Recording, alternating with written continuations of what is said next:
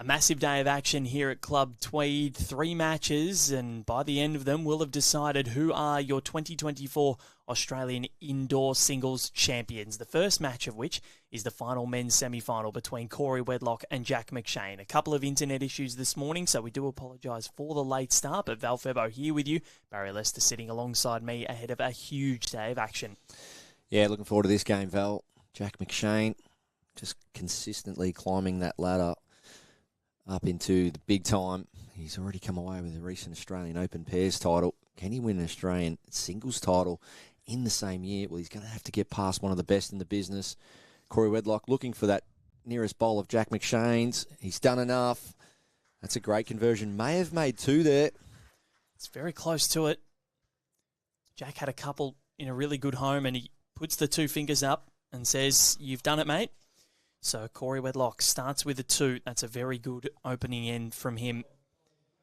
And he'll be happy with that to get underway. But Corey, you had a little chat with him yesterday and a little roll-up. Baz, can you give us any sort of insight as to how he's going? And, you know, this is the sort of title that's eluded him. He's won a world championship or 2, but he hasn't got that national singles title. He's come close here. He's made an AO final.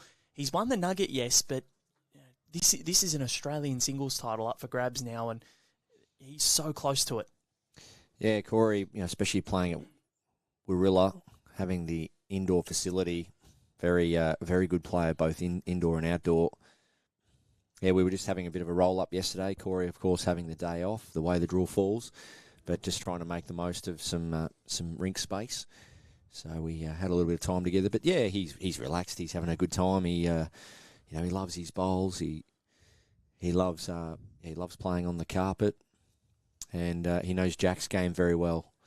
But we saw there first end, Jack McShane, ditch to ditch. That's definitely in his book of tactics to try and go long against Corey, or it might be just something he's super comfortable with. But Corey just having a roll-up with a couple of different sets of bowls yesterday, just trying to get a feel for the rink. You see this rink playing a little bit different to others, and that's common anywhere you go, either indoor, outdoor, pretty much every surface you play on. There's some rinks that are slightly different, and sometimes if you've got an extra set of bowls with you, that might be the answer. I think of Kelvin Kirko over the years. You open the boot in his car, and there's about 10 sets sitting in there, and sometimes you might roll up with 3 or 4 of them just to get a feel for a certain condition he's playing in. So imagine forgetting, and then you've got to go do the groceries.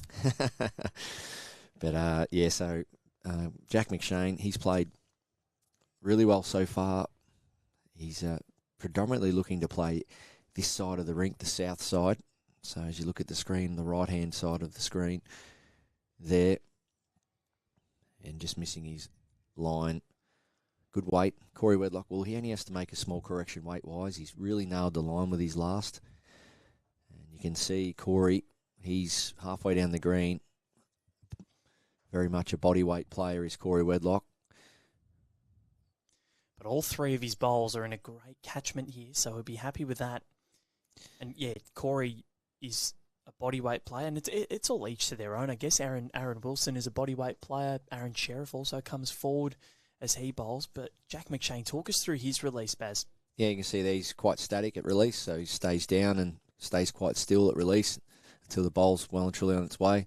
So where Jack chooses to get most of his momentum is through his takeaway speed, so the pace in his arm, and his large step, which is a result of that takeaway speed. So Jack is getting the reward by having a very sound technique and a very, very sound routine. I was timing Jack the other day. He's around that 13 to 14 second mark from the time he puts the bowl in his hand to the time he releases, and it's so important to really own that and consistently do it end after end.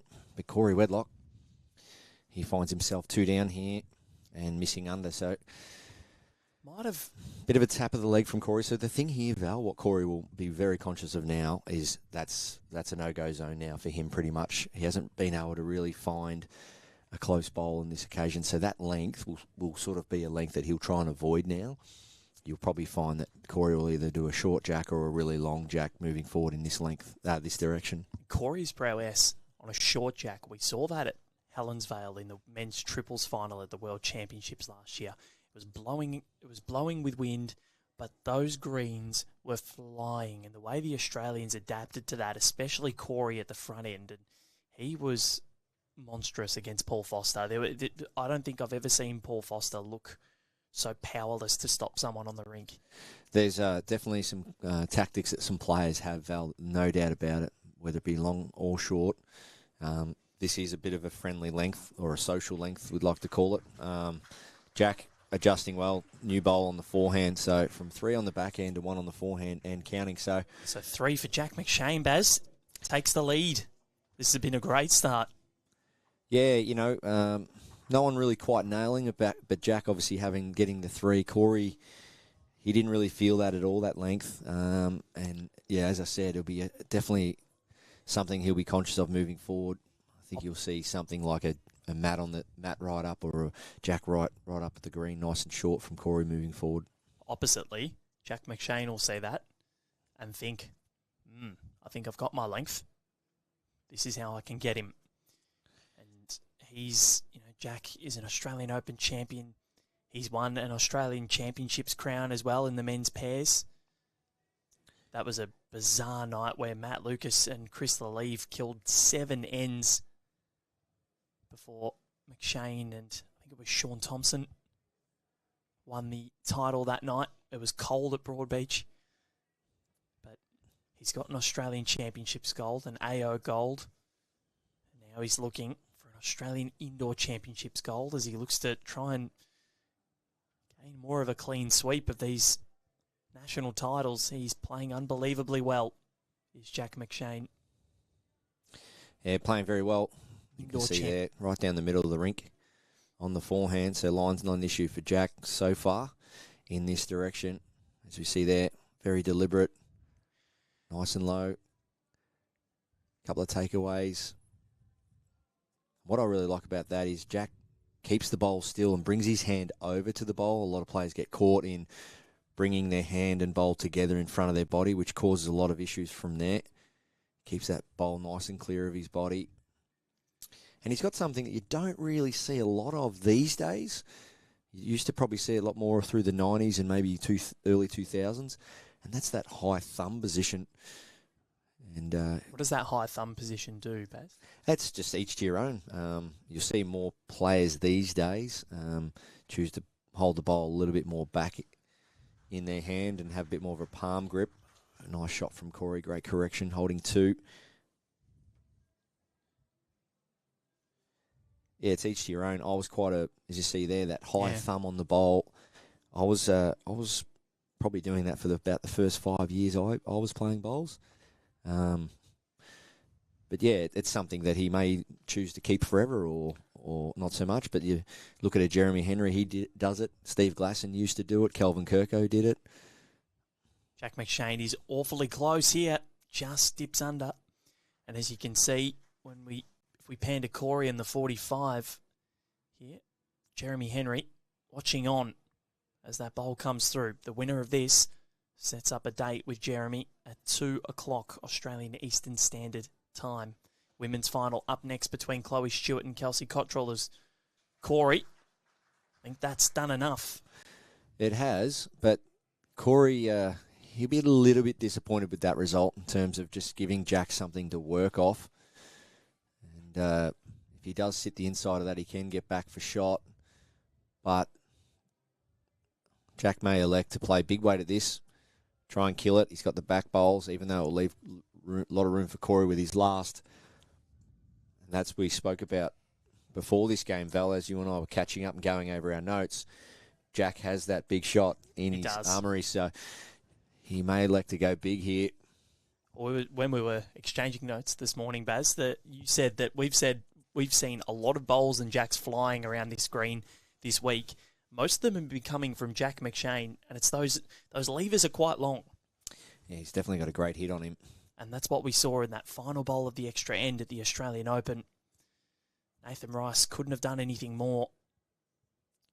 And what impressed me the most about Jack McShane was how immediately in the interview post-match, in amidst all the celebrations, he said, "How good was Joey?"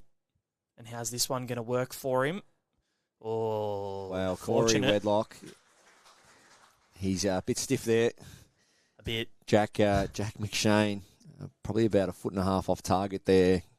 Maximum result and a little sorry on the way past. Great sportsmanship from Jack. He knows he's got away with one there. 2 down to 1 up.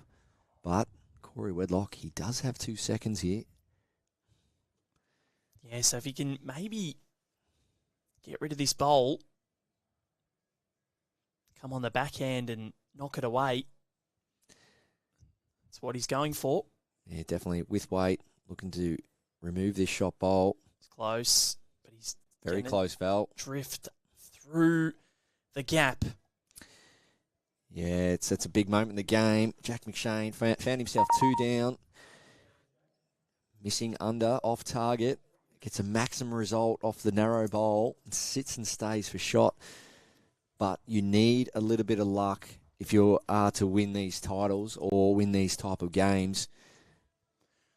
Jeremy Henry was a bit fortunate yesterday. He did miss in the right areas, Baz, but against Ali Forsyth, there are a couple of ends that could have gone Ali's way, and there was one where Ali crashed in and everything went flying, and then Jeremy went and crashed in and his bowl stayed.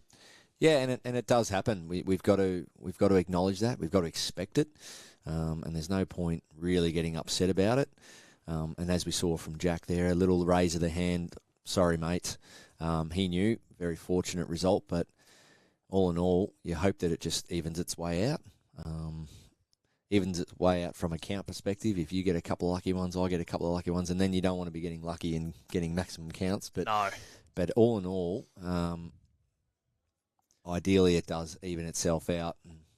But I think if you're Corey, you're saying, okay, you know what, that was a lucky result. I played a pretty good end then. Yeah, just move on. Yeah, back it up now. So Jack's going to pull up about 2.5 foot short there. So Corey Wedlock on the forehand. Jack length 32 metres.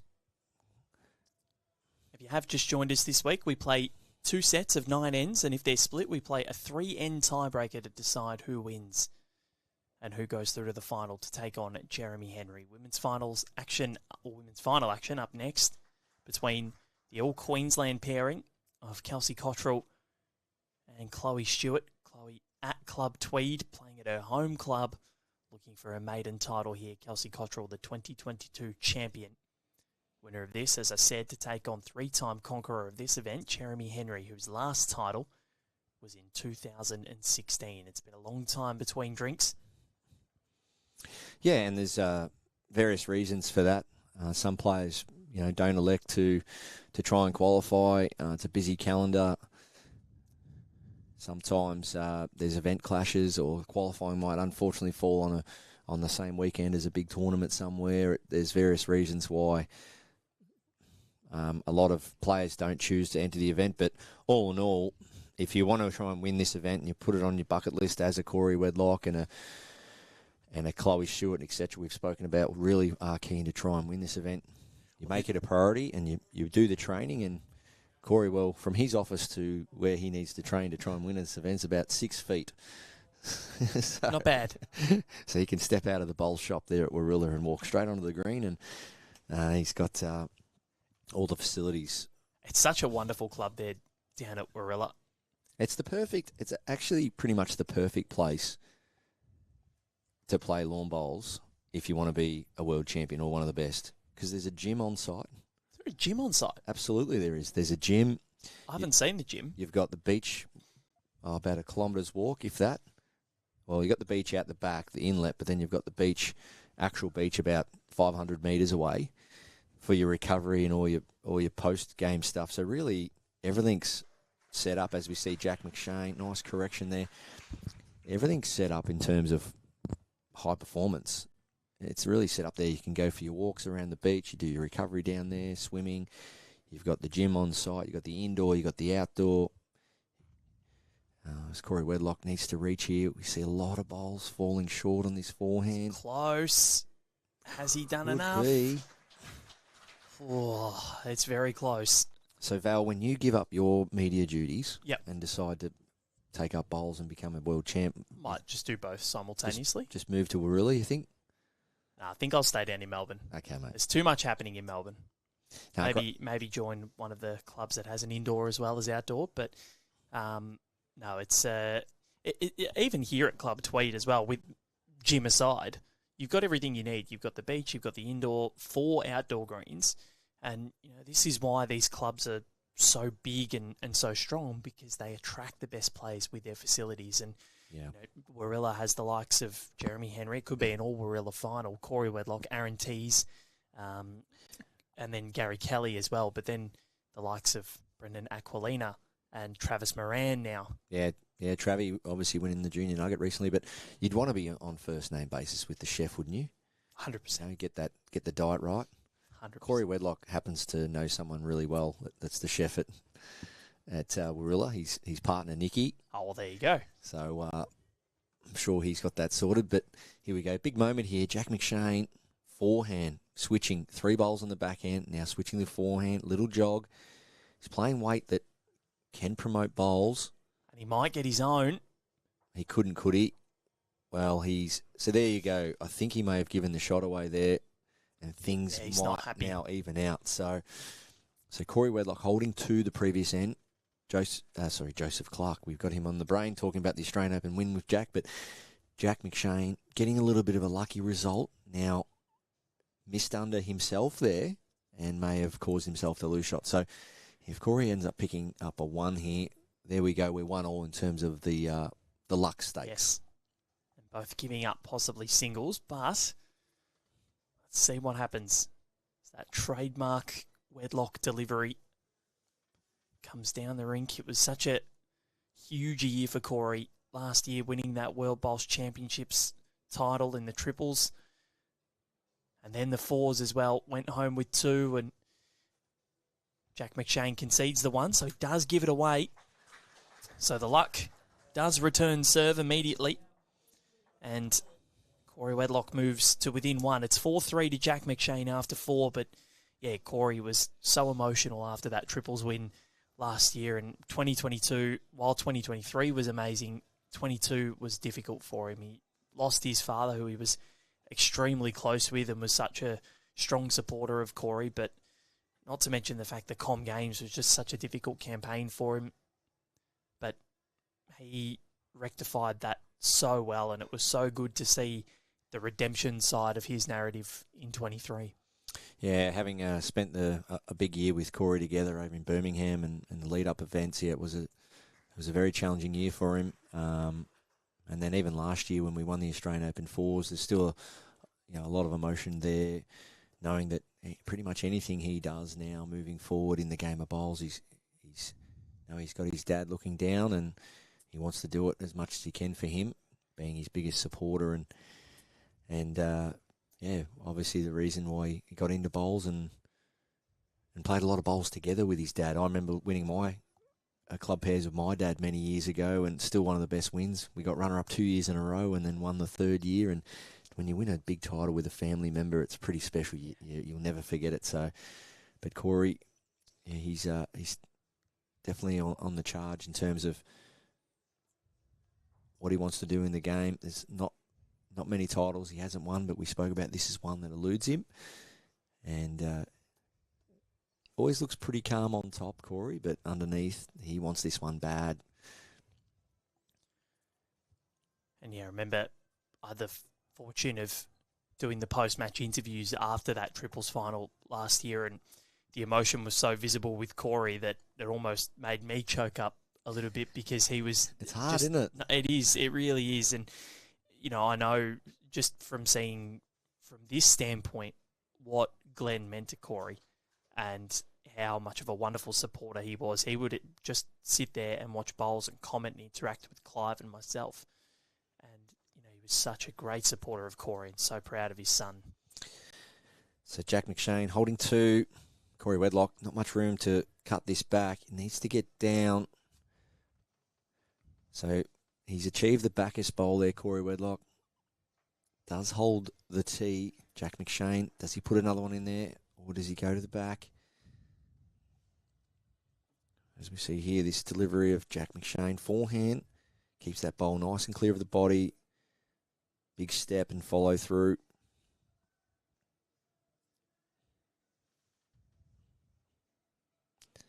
So will he look to get the backest bowl? He's done that. So that just changes things slightly here for Corey. Probably in terms of weight control. But there is a bit of room for a man of this class.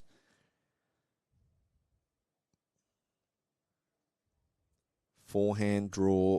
Probably needs to take 18 inches off, 2 feet.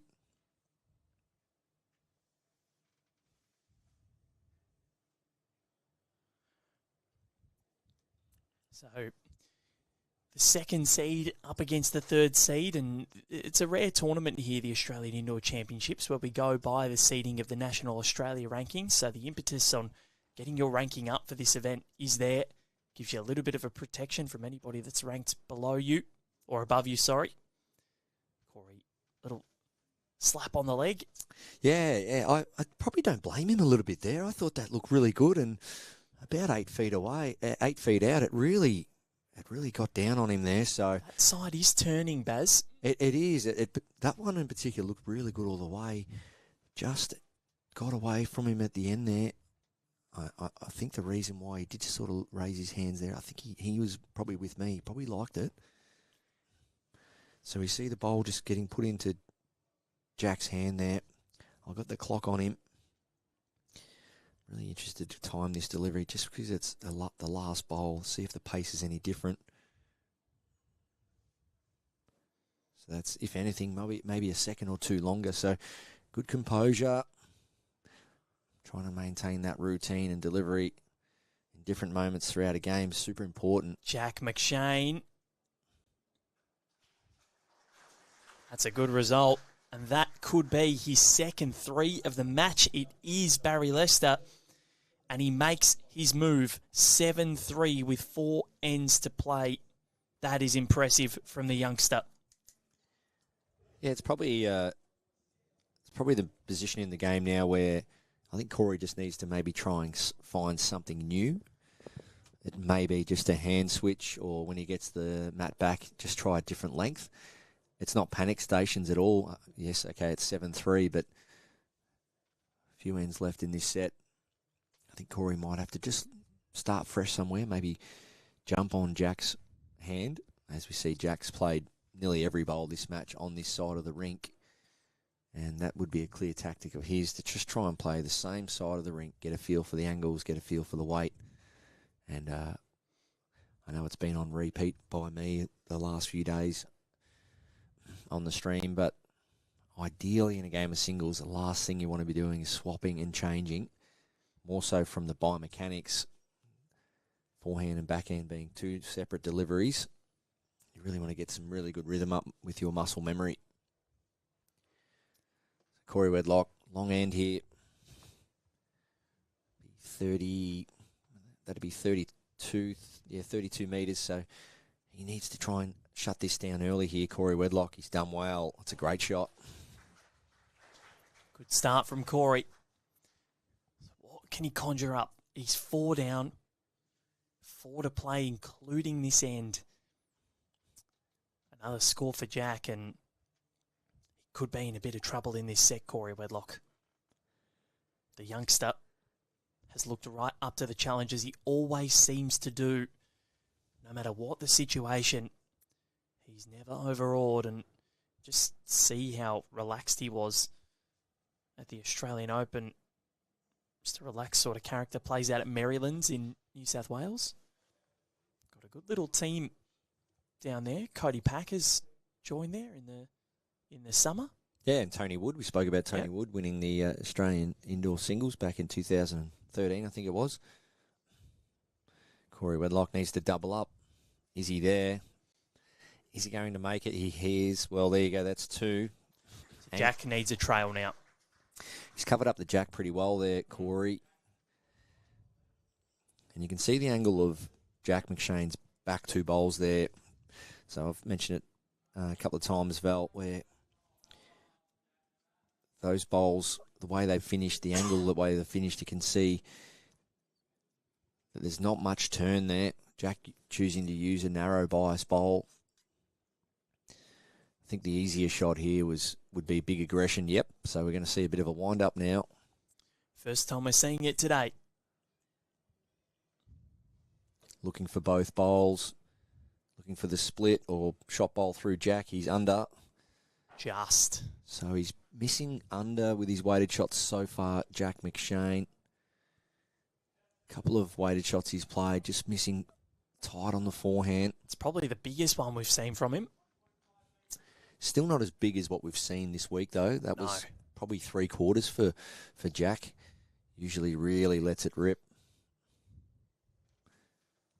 So Corey Wedlock, another chance to try and make that 3 back. Yeah, tricky shot this. You want another one in there, but you don't want to widen the target. He's not happy. He needs to try and at least beat one of the back bowls. I reckon he's managed to get 4th there.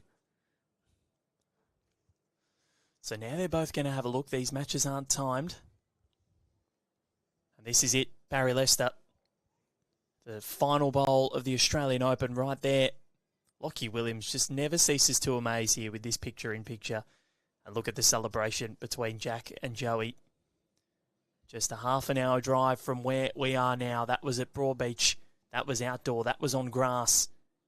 This is indoor and carpet. And the form of Jack McShane is just as good. What can he do here? I think he needs to do what he normally does, Val, and that's go real big. I felt he just tried to maybe steer that one a little bit, unless he's trying to stay on the green, but I think he really needs to go quick here. We've seen it all week from him. It's been a big part of his game, real big weight. Let's see if he goes quicker this time. Well, it's pretty similar. Has he corrected? I think he has, Barry Lester. He's close. No, he shaved everything. Yeah, still a bit controlled, that, wasn't it? Wasn't really that real fast weight we've been seeing during the week. So just missing under. 2 good attempts, but opportunity missed there from Jack. As we see there, just sort of controlled weight, 3/4. You can see it's just working its way. Looked on for all money. Brings in the bias, that weight. Takes a bit of a turn. That was another centimetre to the right. That was clipping both of Corey's bowls away. But now a chance for the Warilla star. He needs to add 2 feet on his previous delivery. Get back to that same weight he did with his first 2 bowls. Call it in, Barry Lester. What's he done? He's definitely got the weight this time. Just needs to hang around now, or he's played it. 3 shots, Corey Wedlock. Gets it back immediately. That's a sensational end from Corey Wedlock. 7-6, 3 ends to play. What a match we're seeing so far. Yeah, big response from Corey Wedlock there, especially doing it on Jack McShane's length. And what will Corey do? Well, Matt's on the tee. Jack about 4 feet up. So another long end, pretty much the same length as we just saw then, but in a different direction. Both players now heading east, out to the ocean, where it's still raining, Val. We can't shake that rain. It's supposed to be sunny today. What is well, going on that's up here? what I thought, but maybe it's just... I'm disappointed in the weather here this time, and I was giving it such a pump up during the Australian Open. Well, we didn't see one drop of rain for the Australian Open, the whole 2 weeks. I went back to Melbourne during the AO, and it was sunny but cold. But you know, it was. Of course the sun comes tomorrow. We can only blame you guys for bringing it with you, but do you know? No, it was but sunny. When you left Victoria, it was nice. So. No, and do you know it's been sunny all week. We get back tomorrow, raining all weekend, and then we're in Sydney next week for a conference, and I think it's raining there too. So Corey Wedlock on the backhand. Let's see if he can find this hand. Looks good to there. Will it actually turn? Will it get down? No, it won't. Great attempt. We saw Brianna Smith yesterday forced to play a few shots down on that backhand in this direction.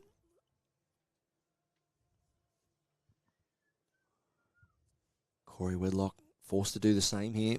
Jack McShane, first bowl, front toucher.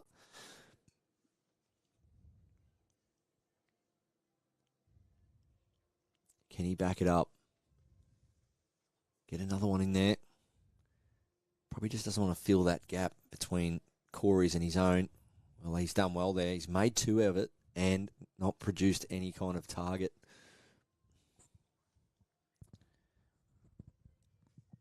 Pretty much the same bowl required here by Corey. Just needs to take probably 18 inches off, 2 feet. But as you can see there, this side holding hard.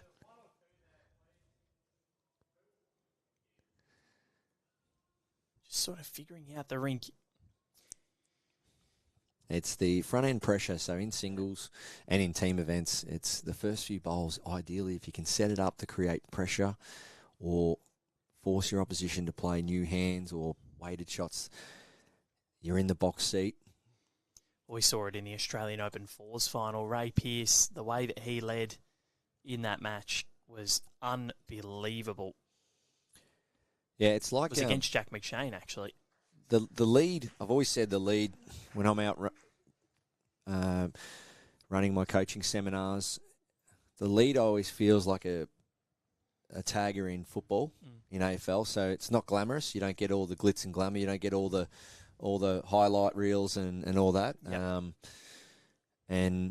But your job is so important. You know, I think of in AFL, especially being a Melbourne supporter, for those that love their AFL, the tagger goes out there and shuts down a player, and if that player has no effect on the game and you win the game, done your job. You've done your job. Now, a lead, I'm sorry, okay, you don't get all the glitz and glamour. You don't get all the... You don't get the glitz and glamour, but people remember the efforts. Absolutely, yeah. You don't get all that kudos, but you look at a guy like Gary Kelly recently winning the MVP at the BPL. He was quick to really turn the focus onto Alan Ryan, or Alan Fife now. Corey missing high 3 times in a row. So a big chance here for Jack McShane. Knowing how important, and Alan Fife, her BPL was phenomenal. The percentages, she led all the stats. Clive Adams' stats, they've been fantastic for the event. Alan led all the stats and had an unbelievable week.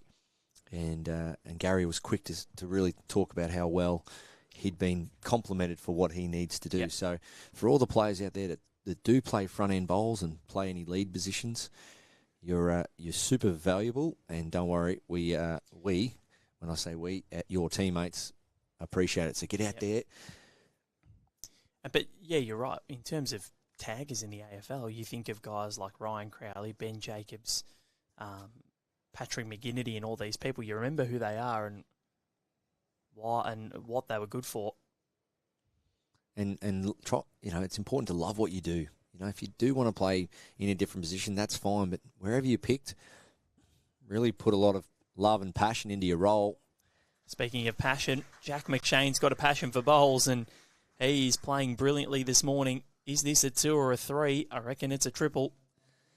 And our marker has put 3 paddles up, so we're scoring in 3s at the moment. With 2 ends to play, Jack McShane leads 10-6 in this opening stanza. Yeah, Corey Wedlock just fighting the elements there. It's such a...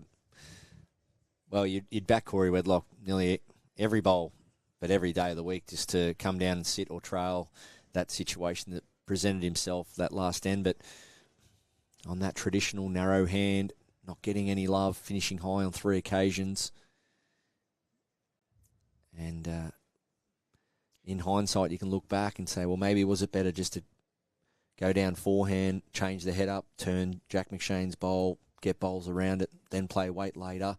You know, that's hindsight. But ideally, you should be able to just come down there with that confidence and play that shot. But they are the conditions, and the players that adapt quicker will come out on top. So 4 shots required here by Corey Wedlock. Tough ask.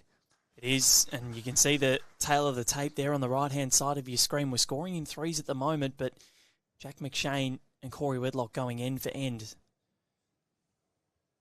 And in this direction last time, Corey scored a 3. The opposite direction, Baz. Jack's got a couple of them, but this one is a much better start from Jack McShane than what he produced last time. Yeah, and it is part of the game. There's no doubt about it. Some players just feel a little bit more confident or positive about their game in certain directions in various conditions, whether it be indoor, outdoor.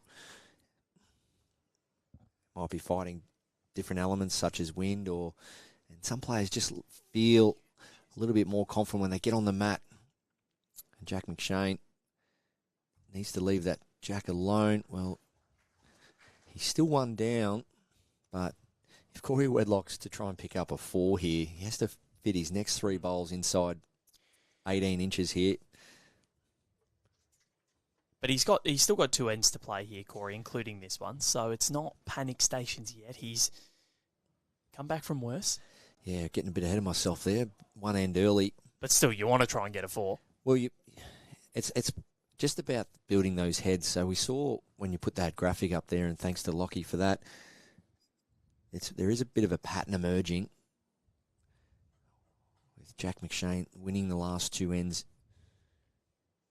in the opposite direction, and Corey Wedlock picking up a great 3 in this direction 2 ends ago.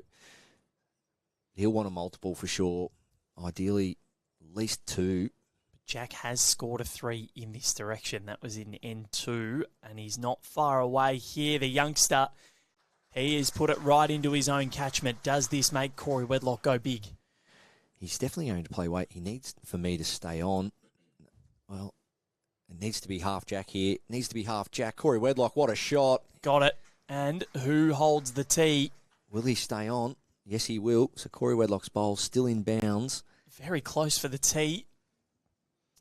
I doubt one of those is going to come into fruition, but that's a great result for Corey. Jack played brilliantly there. Our marker having a good look. We'll get an indication soon, hopefully. Because he was down set there, Corey. No. So no indication there. I'm favouring Jack, I think.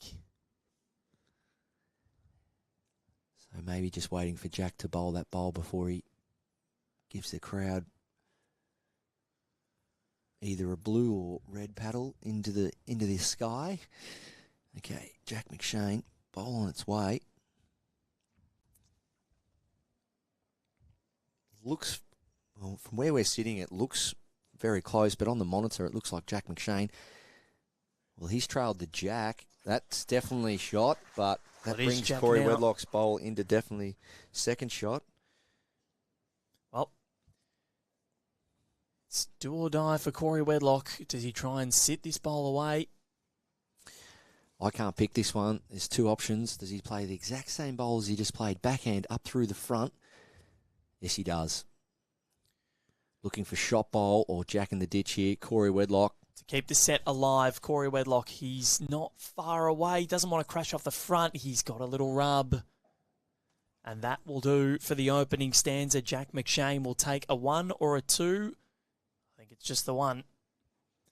So the youngster, the Merrylands youngster, well, it's merry for him at the moment, takes the opening set 11-6.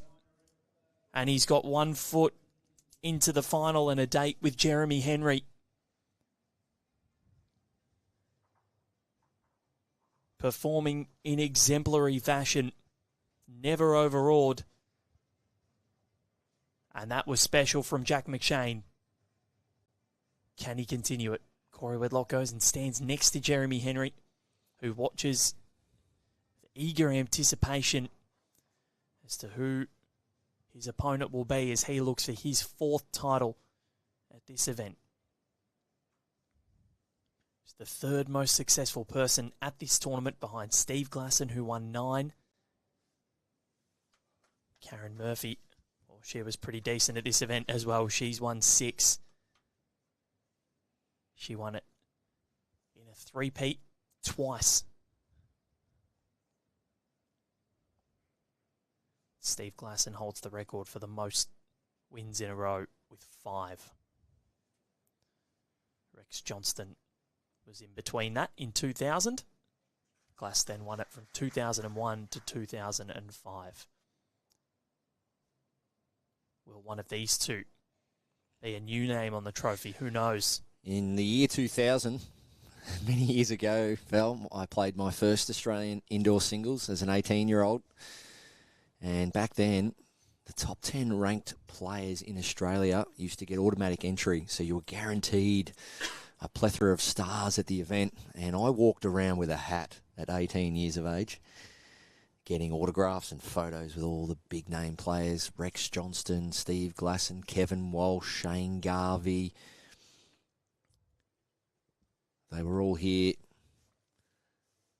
I couldn't believe it. Back then it was 5 sets. How'd you go in your first event? Won my first game. Yep. At the time, I beat the current Australian champions winner and ranked 3 in Australia at the time. I think he was Alan Montfrees, great fella, Spider, and went down to a young gun from WA in my next game. But stayed up the whole week, hung around with the players, got to know them. Nice reply from Corey. But I think that's one of the keys as well. I'd recommend that for a lot of the young players, Barry, that have come up here to stay around and sort of hang around, watch how it all works, and watch how they play these big matches. And Jack McShane's got the fortune of being one of these young players, but he's also playing in the big match. And Reece Finn-Young, at 16 last year, got all the way through to the final, beat Kay Moran in the semi. What's Jack got here? Needs the Jack. He's got the gap. Well, he's just feathered the Jack, so he might have made 2 there. Has. Bit of an awkward position now, that Jack. 2 for Jack McShane. So this is an important end for both. So we're going to try and hit this in the ditch. I think we might see, some aggression here. Looking to trail this Jack by Corey Wedlock. How's he tracking? It's not an easy shot to draw, but for Corey Wedlock, anything is possible. What a shot, Corey Wedlock, under the front. Deft touch required. What a bowl. 2 down to 1 up. Now Jack McShane, does he see a target here? Needs to be careful. That bowl of Corey Wedlock's being a toucher. If that bowl and Jack go into the ditch, Corey will lay 2 with 1 to come. So big decisions here for Jack McShane. Doesn't want to give away a 2 first end of the second set. But he did in the first. That'll give him some sort of solace in this shot. 11-6 was the first set to Jack McShane. So as we see here, great camera angle we've got at the moment, Val. It gives you everyone and our viewers a really good angle. You can see the front right-hand side of that bowl of Corey Wedlock's. If Jack McShane came down and hit that, he would get Corey Wedlock's bowl over there at 3:30, 4 o'clock on the exit, or run the Jack in the ditch himself. So he may look to go big, either forehand or backhand here, looking for both bowls. Lining up for it.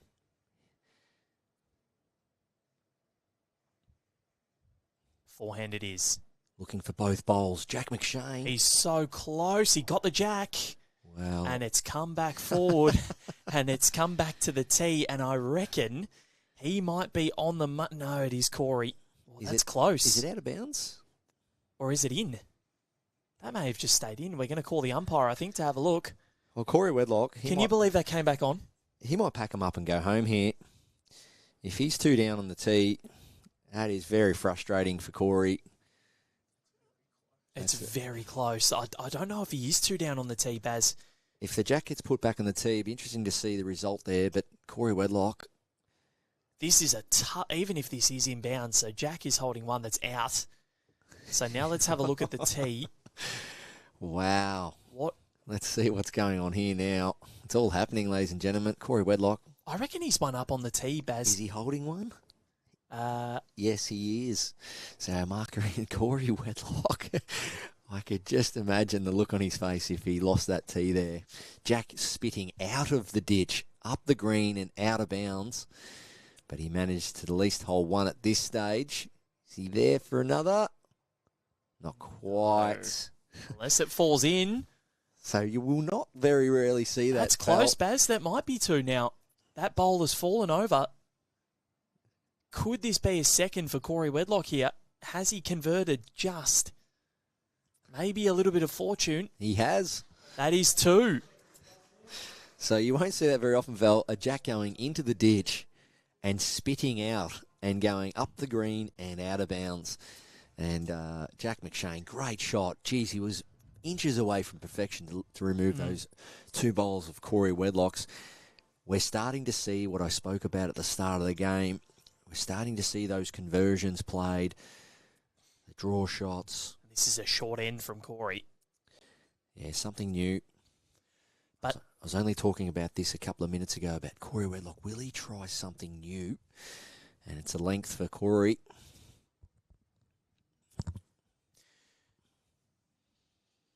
So, Jack McShane, it's a bit of deja vu, Barry Lester, because in this direction, the opposite direction, to start the opening set, Jack dropped a 2 on the opening end. He scored a 3 to back that up, get back in front. And he's trailed the Jack. I think he did that before as well. First bowl of the second end, he hit the Jack. Yeah, definitely the game's tightening up now. We saw a couple of loose bowls early from both players. When I say loose, that 3 or 4 feet away. But now the heart rate's up. Blood's pumping. The adrenaline's up. Both players feeling it now, right on top of their game and comfortable in playing the weighted shots when need be. Now it's important that Jack McShane gets himself on the board. Very important for him.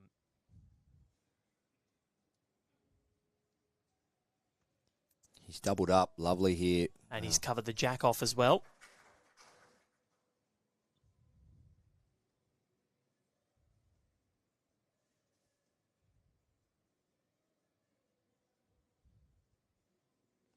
Corey Wedlock. Little trail here if he can get it. Yeah, he has to disturb it with this one to make that next shot easier. But no, he's missed high. He can get a bit caught there. Jack has to meet him at the back here. Well, I felt Corey Wedlock, with especially not having last bowl, may have elected to run at that head and play to the tee so that he could go big with his last. But he's definitely going to have to play some form of weight with his last now. Does Jack go around the back here? Well, if he goes right to the back, so he puts one right on the tee here, Val, that'll mean Corey will have to play some form of finesse, minimal controlled weight. Whereas if Jack puts another one in here, Corey might elect to really blow this head up, take all the bowls off the rink. Because then it puts pressure on Jack that he's got to actually, nail the tee. Oh, he is putting another one in here, Jack McShane. Just doesn't want to open this head up. He's played it well. He's essentially covered and counted. Yeah, I think he was looking to do that anyway, but just went under. I think he was looking to sit that nearest bowl of Corey Wedlock's. But if Corey Wedlock can get that bowl, as we look at the screen at the moment, that bowl just off the line, if Corey Wedlock can make connection with that, could potentially take all 3 out here. So four-handle backhand, big weight, looking for the bowl nearest to the centre line. Corey Wedlock, what have you got? He's missed and taken his own back one out. So Jack McShane with a chance to put in a full count to respond to Corey Wedlock's 4.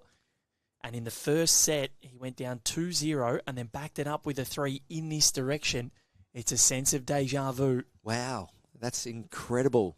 So if Jack doesn't quite get another one in here, we're seeing the identical result as the first 2 ends of the first set. But will he change the trend here, Jack McShane? Nothing really needs to change on his 3 previous deliveries. So Jack McShane to put his foot to the accelerator. How big is this end in the context of this match if he can put in a 4? Just needs to do exactly what he did with his last. Coming around, I think he's missing. Yeah, just cooked it a little bit high there, Val. How important will that be? That was a free kick, but More importantly, he's in front, and the exact same result as the opening set. A carbon copy. Unbelievable. 2 down, and in the same direction, he's come back and responded with a triple. And he leads in this second stanza, taking the opener 11-6. Jack McShane is ever so close. But Corey Wedlock is going to fight right until the very end. We saw how he regained that momentum against Ben Twist in the quarterfinal. That was very impressive what he was able to do on Tuesday afternoon.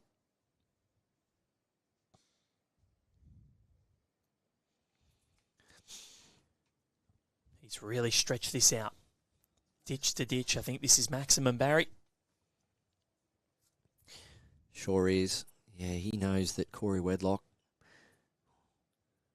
will be looking to pack this head, get a number back, try and get some form of lead in the second half of this second set to force the tie-break. And ditch to ditch is where Jack McShane feels most comfortable. He's just let Corey in there. Corey looks at that and goes, well, I wanted to play forehand, but you forced me onto this backhand. I think it's just trying to get to Jack high here for Corey. Hasn't quite found this backhand. It's a pretty good first half, looking right on line. Needs to hurry now.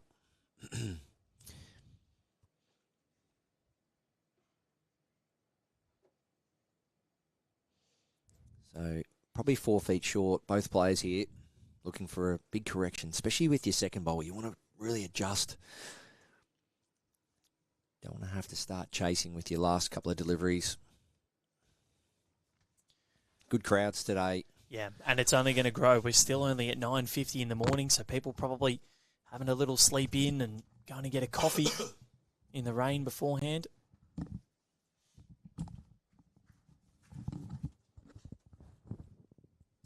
Yeah, I've been getting a coffee every morning on the way in here, Val. Nice little coffee shop just down the road. There is. On the way in, just off the highway.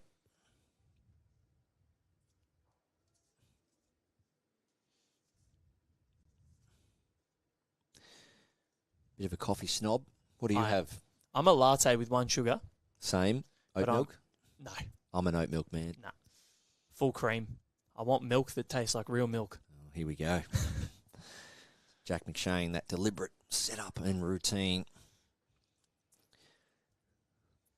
14 seconds from the time he puts that bowl in his hand to the time he releases. And it's always around that marker. And he is bowling brilliantly. It's just going through, but still. Now, I'm, latte with 1 sugar, but I am a coffee snob. I'm lucky I live in Melbourne, because a couple of years ago after Birmingham, you go to London and Paris, the coffee there is... Paris is a brilliant city, one of my favourites in the world. Coffee, not great. Corey Wedlock, well, not quite finding that forehand. One on the high line, one just pulling up short. So backhand, forehand, forehand. Where's Jack McShane? I don't have the exact stats, but he has nearly played every delivery this match on the one side of the rink. And I think of Steve Glasson, 9-time Australian indoor champion.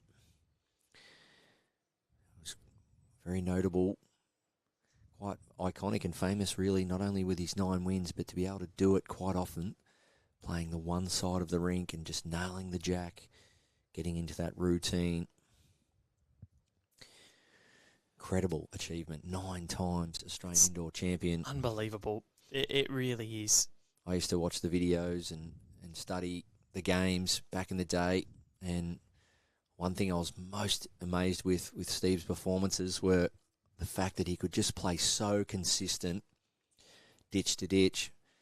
What's Jack got here? He's just not going to run. A little trail there. Good line. And that could have been the end of it. So Corey Wedlock with it all to do here. He's down 2. And if he can't convert here, he'll be down 5-2. will keep coming at you. Big bowl now. Corey Wedlock needs to find probably 2 feet. He's asking it to hold, but he needs to somehow get to his last bowl now. I think that's the only result for him. Doesn't want to promote Jack. He does not want to promote Jack. Did he get a fortunate result there? Has it come into the count? I don't think so. They're looking at it. I don't think he's got shot from this, has he? Wow, I think we're measuring. Well, one kicked out. Yeah, So I'm not sure, Val. That might already be shot, and they're measuring for 2. Well, it's very close. I'm not sure what the result is here. Corey might have just got a little bit of luck. Or is it 1 and measuring for 2 here for Jack McShane?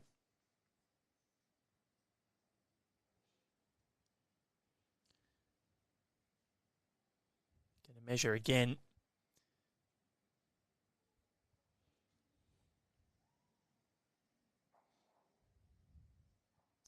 So we'll find out the verdict. And Corey did not make an effect. Jack McShane will be very relieved with that because he's up 11-6, 5-2.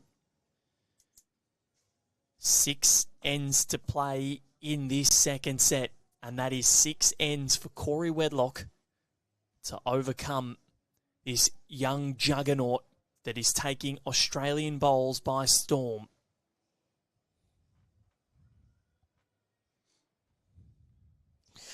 Yeah, I'm not quite sure what the answer here is for Corey Wedlock.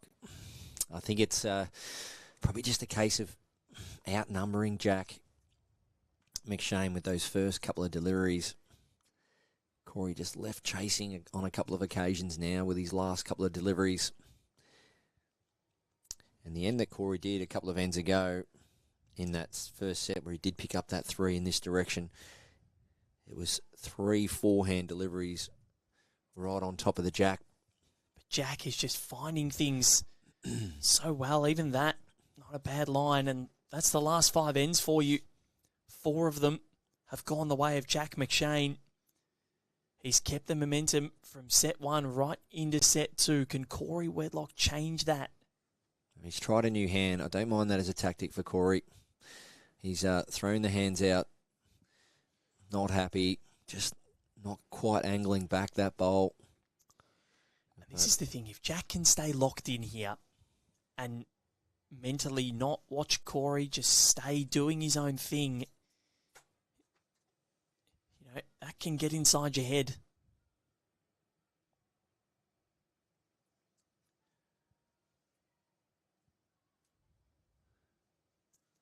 He's done it again. That's a great starter. In behind the Jack. Well, Corey Wedlock said, well, no, that's enough for me. I've had a look at that backhand.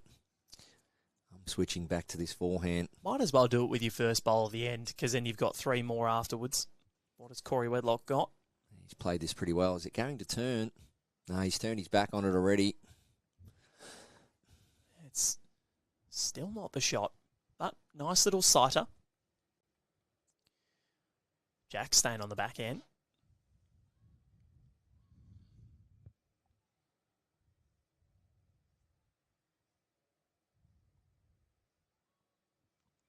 Here we go. Holding 1, Jack McShane. Any touch of this, Jack, bring that that back one into play. Any little touch. He's asking it to hold. He's close. Just gone through, but it's there for him.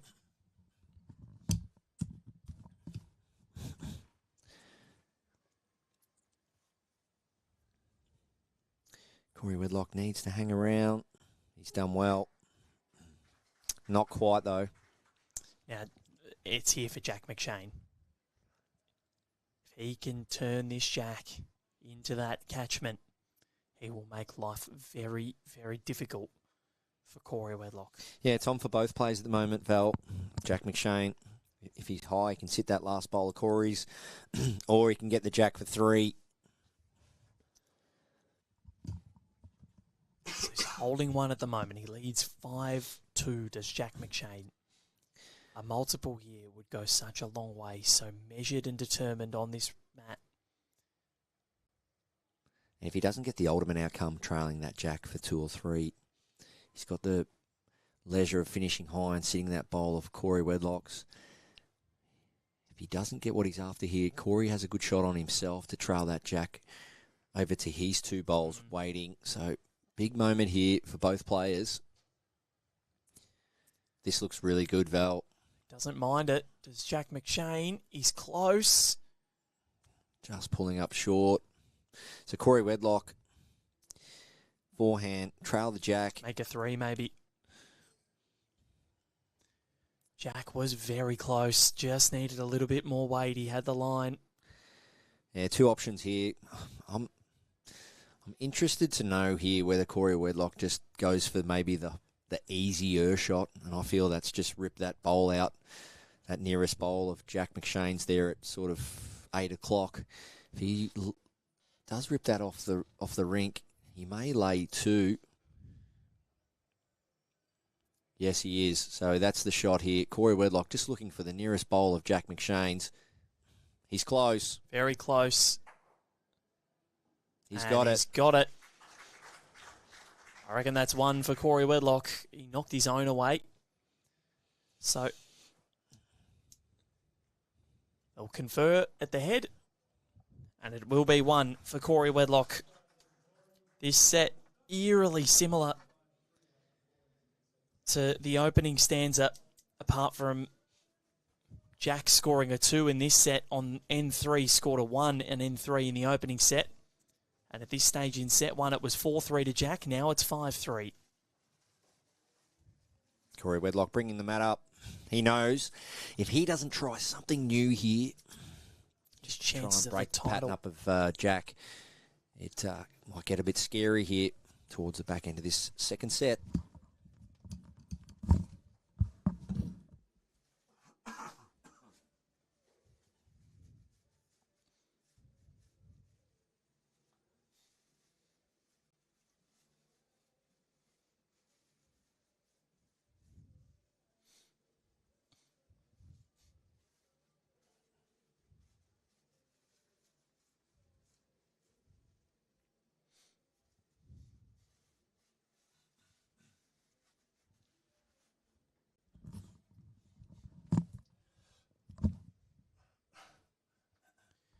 So we've got Jeremy Henry there watching on. He's eagerly wanting to know who he's going to play in the final. Yeah, I think he'll still be probably cheering on Corey at the moment. Yeah, well, they're club mates. They know each other so well. Jack McShane. Great start there.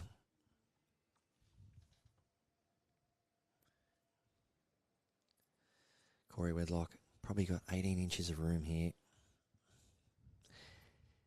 Just missing under. Needs to hang around. So, mat up, short Jack. Not quite finding it so far. But Jack McShane on his forehand here. He's 19 years old, Barry. And I said it during the Australian Open, Val, and I'll say it again. A player like Jack McShane being around such high-level players at a club like Club Merrylands. I think of Sean Thompson. I think of recently Aaron Sheriff playing in the Platinum Pennants with Club Merrylands, Nathan Rice. It just fast-tracks your development. You learn from the best day in, day out.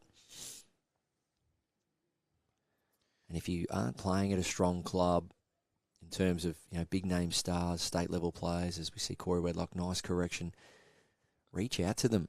Ask them if you can play in a tournament with them or even have a roll up with them, because the learnings are there. And if you're someone at home watching this and you want to improve your game, the 2 best things you can do is play with and against high quality players. If not, get a coach.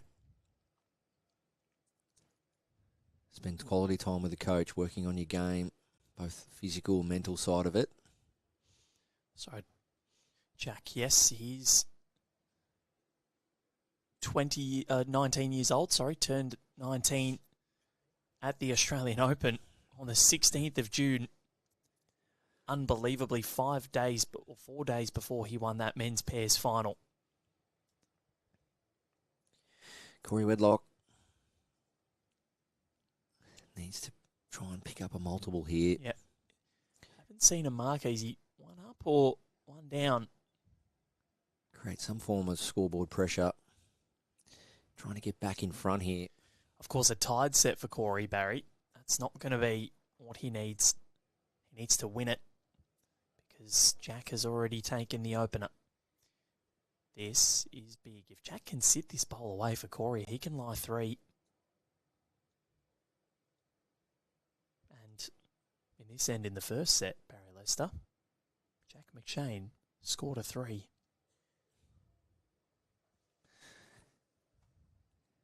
Can draw this cold. 20 inches of room here. He's done everything right so far, just not getting there. So if Corey can pinch a 1 here, it's all about length. Yeah, 1 to Corey Wedlock. That's 1 to Jack. 1 to Jack McShane. So we can only try and pick up what you're seeing at home. The bowl laying down of Corey Wedlock's most times will win. So Jack, a couple of nervy bowls here to finish a couple of ends. There was that missed opportunity to get the 4, and now the missed opportunity to get a second or even a third. Is he starting to think about it a little bit? Yeah, not his best end, but ultimately did pick up the 1, did have the nearest draw bowl.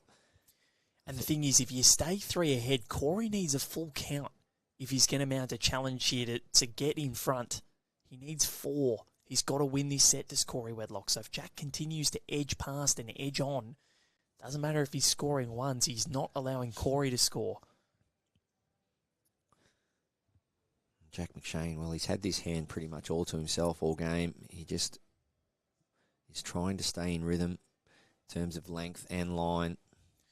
In a race to 21, if we were playing 21 up, it'd be 17-9 in favour of Jack. So he'd be in that elusive checkout zone. But we're not playing to 21. That just shows, I think, the dominance that Jack has had so far, but it can change on a dime.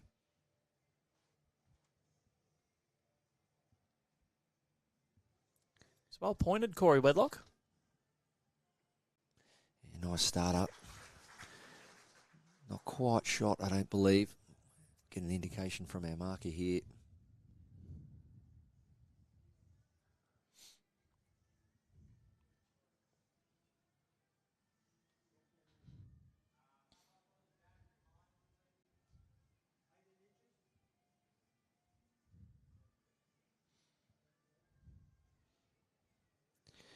Jack McShane staying on the backhand. I like that from a play. It's easy just to say, well, I think my first one might be in the way. I'll switch hands. It's not that easy of a shot to execute, though.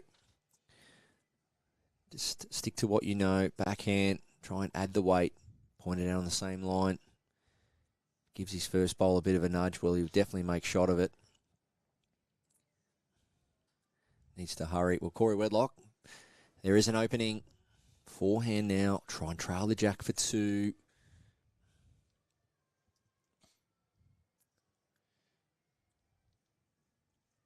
Trying hard here. It's not a mile away. This should be shot, though. Just not getting back. Looked good. 10 feet out. Looked all over it. Still close, though. Marker assessing what paddles are going to give us. He's going to say measure. Meet us in between.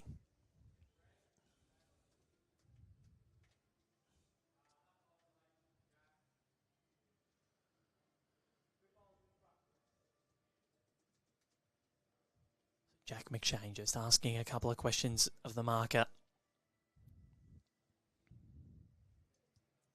This end in the opening set saw Corey Wedlock at a 3 to trim the margin from 7-3 to 7-6. Switching to the forehand. Trying to play some form of arriving weight here. Sit the nearest bowl of Corey Wedlock's. Doesn't want to turn it in. Oh, missing high. Has it stayed on? Don't think so. It's in the ditch. Corey Wedlock now. This is a big opportunity for him here. Jack McShane not quite having his best end. Corey Wedlock, couple of bowls around the mark here. Jack down the line for 2. Oh, he's going to be short here, I think, Corey Wedlock. He might manage to get another one in there. Well, that bowl on the centre line, if that's shot, Corey Wedlock will probably go after that with his last. They're going to have a look. It's very close. Are you leaning toward... Oh, I'm probably leaning more towards Corey's, Baz. Oh, I'm not sure. Yeah, I'm just trying to get a better look here from the commentary box, Val. Jack McShane, he's done a full 360 of this. He can't quite pick it himself, I feel, but he needs to get another one in there. Corey Wedlock, knowing that Corey's got the head surrounded and has the backers bowl, Jack would be confident that Corey will be playing pretty decent size weight at this head.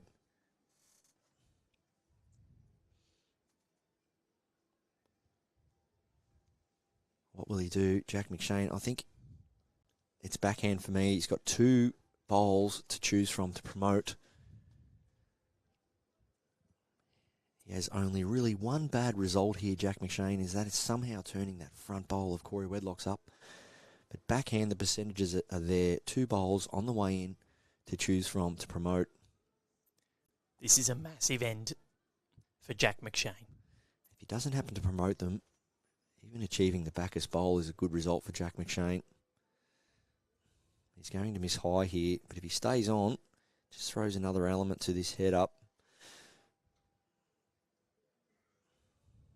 He's staying on. Corey Wedlock, well, he could go both bowls here. Both bowls or shot bowl clean. Well, if he goes both bowls, he could lie 3. The problem is if he goes both bowls and that Jack goes flying back, Jack McShane will be there waiting. As you can see, they line up. The gap on the monitor looks bigger than what it really is here at ringside. That gap between the bowls is probably only a bowl wide. I'd say Corey's still, I don't know, to me, it looks like Corey's got one. This is the decision. Whether he's got one or not, I'm not sure if that'll really change his shot here. Yeah, so I feel that he's happy with the one, and he's going to just look to promote either his front bowl or sit and stay here. He's in the area. Corey Wedlock, what have you got? Just going to miss high. So are we going to get a measure? Or is Corey Wedlock going to have one?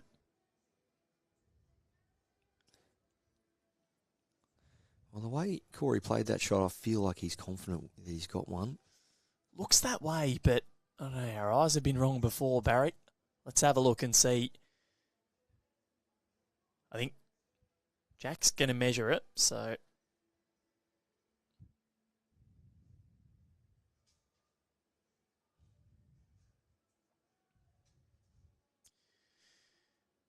Nervous measure for Corey. He will want it desperately. We can't see. It's close. It's so close. I think it might be Jack's.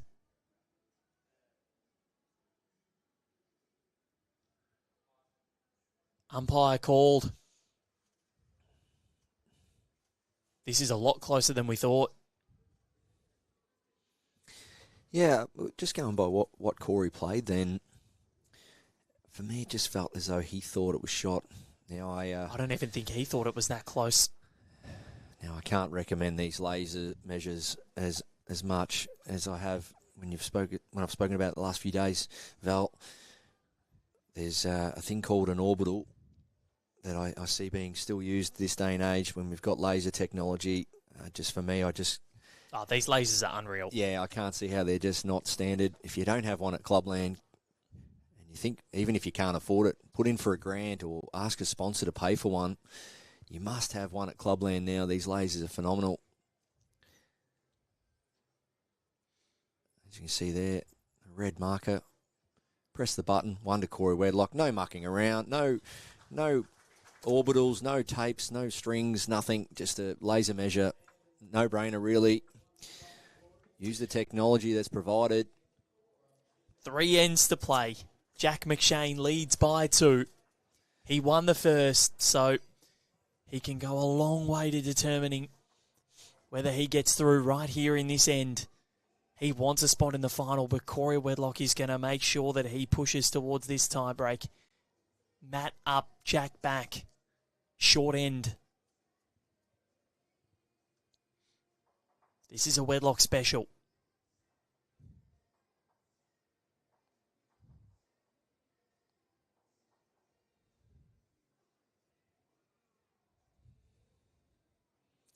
So Matt up probably looks to be 6 feet short of the minimum, and the jack is just off the tee, so looking at about 23 metres here.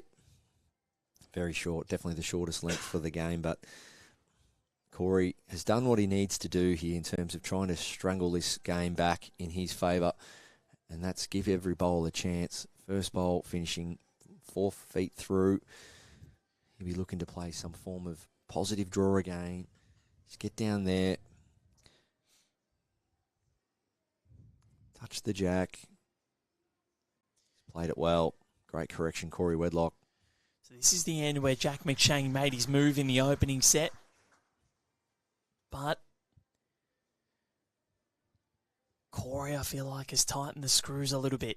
I like this for Corey. You spoke about it, Val, how dominant he was playing the short ends last year at the World Championships. And we do see it from Corey from time to time. We definitely see it from Corey and Teasy in the BPL. Mat up and play to the short jack quite often. Jack McShane, he's done enough. Corey Wedlock. He can't believe it. He's about to play on his favourite backhand here. He's needs to trail jack.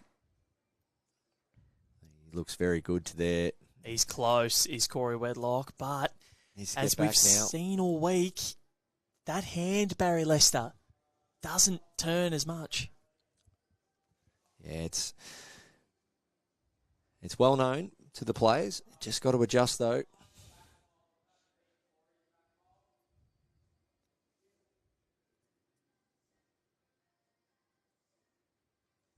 Now Jack setting up on the backhand. We keep it tighter.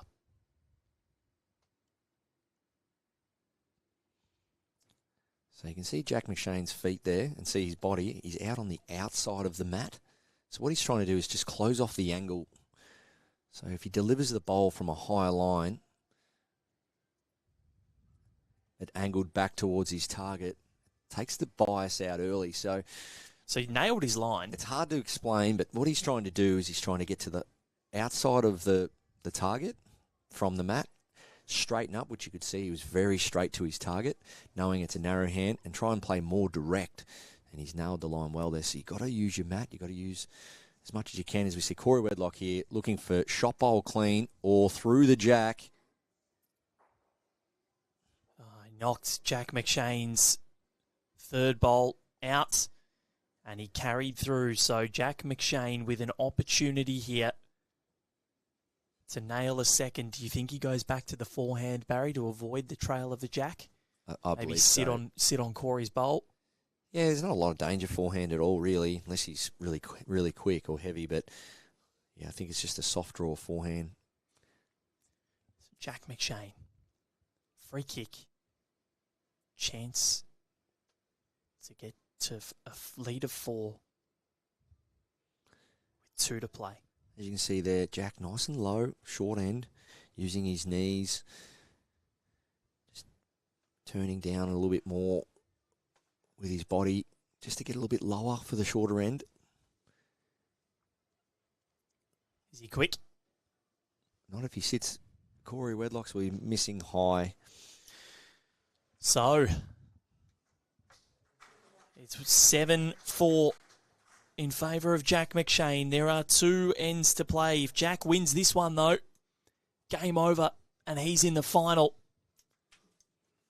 He's so close, he can taste it. Up next in 39 minutes' time. Kelsey Cottrell and Chloe Stewart vie for glory. And then the winner of this will take on Jeremy Henry in the final match at 2 o'clock Australian Eastern Standard Time.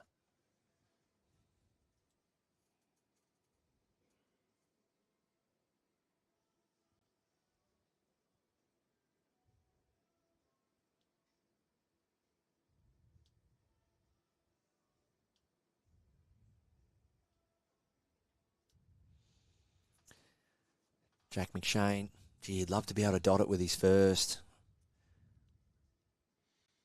He's trying hard. He's going to pull up probably 2.5 feet short, though, right on the line. And so he should get his line. He's played so many bowls on that hand. He really has made a strong tactic of that today, Val, just trying to really play one hand and feel that line. Just missing his weight on this occasion. So Corey Wedlock's done enough for shot here. It's a nice start-up. So Jack McShane looking to set up a date with Jeremy Henry, whose World Bowl Singles title in 2000 was 5 years before Jack McShane was even born. I find that remarkable.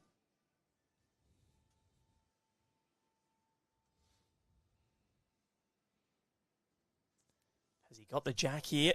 A little bit of adrenaline pumping.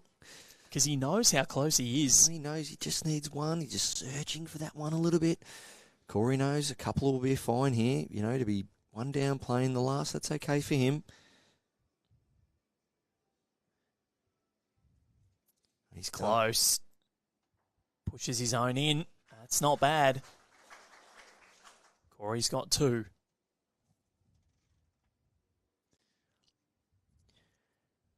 Jack McShane. Scoreboard is completely irrelevant here. You don't want any external factors influencing what you need to do bowl to bowl. It's just take the weight off here. Keep the same line. Make the correction. Doesn't mind this. He's jogging in after it. Looks to be his best one so far, Val. Has his weight. Jack McShane, what have you done? You've just drifted a little further, but that's a great sider ahead of his last. He's played it well. Wow. So he's out off the sidelines of the rink here, Jackie's.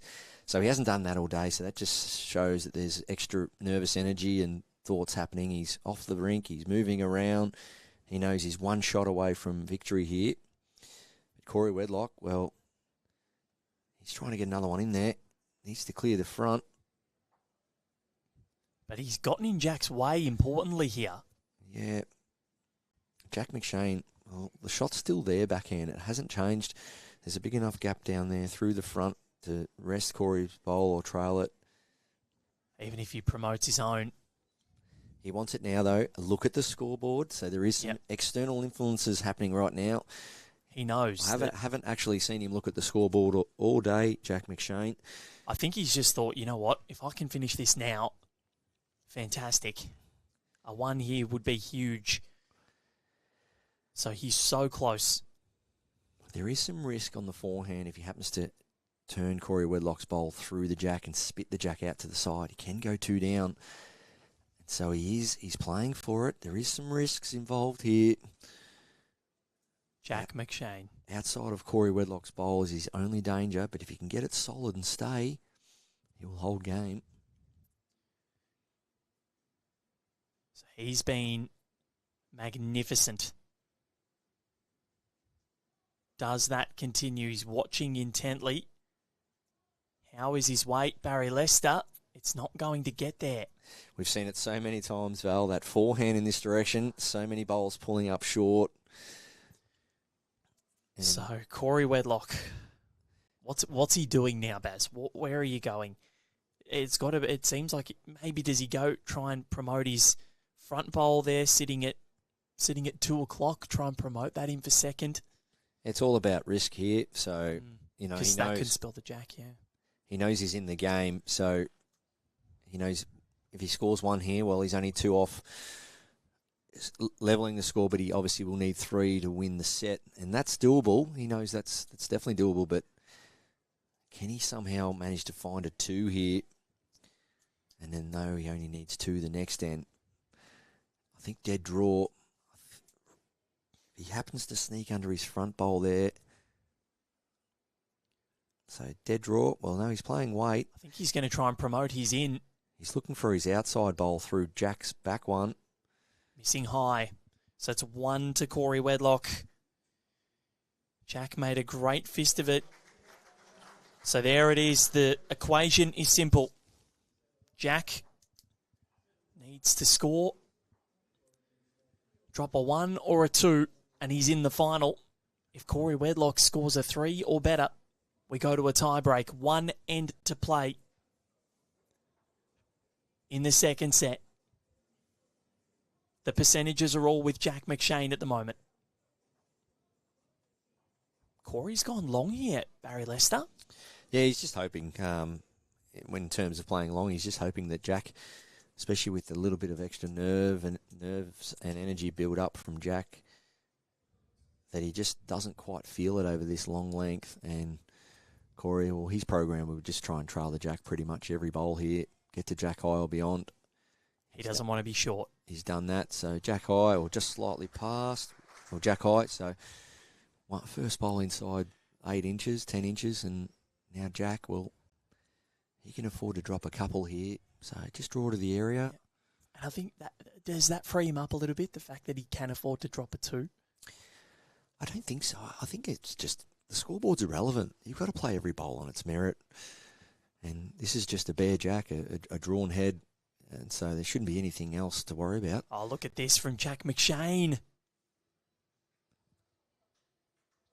Well, he's in the area. Oh, it's fallen out. Corey's probably still holding.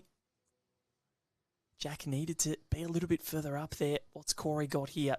He needs a 3.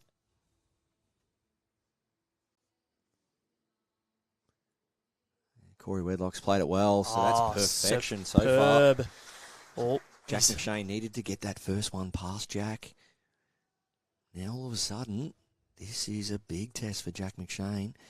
He knows. Currently lying drawn set. Which is still enough. The mind starts to wander here. The mental toughness comes into play. Well, he did it at the AO.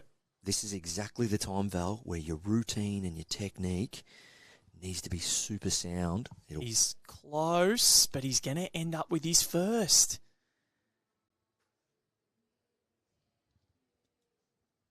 Corey couldn't, could he? Well, he looks super comfortable with these deliveries so far over this length and a jog. We haven't seen Corey hardly jog after any bowls today. And again, what a shot, Corey Wedlock. He's behind now as well. He's holding 3. 3 and he's holding set. 3 perfect bowls. You couldn't have drawn up a better head so far for Corey. Jack McShane, no matter what he did this end, he had to get his first bowl past Jack. He knew that Corey would have been searching into this head. I said it when Corey delivered his first. He'll be looking to be on or beyond here and trail Jack. Did it with his second, now holds 3 and is holding set. Jack McShane's got 2 bowls to come. He'll find solace in that. He needs to find one of the best bowls of his life here. Well, he found one with the final bowl of the Australian Open Men's Pairs Final to win the title at the extra end. Does he go big? Doesn't matter if he gets his own bowls out. No, he's just got to clear 2 of Corey's. Does he go big here and just try and look to get one of Corey Wedlock's bowls off the green? It was a drive that saved him for the Australian Open Pairs. Is it a drive?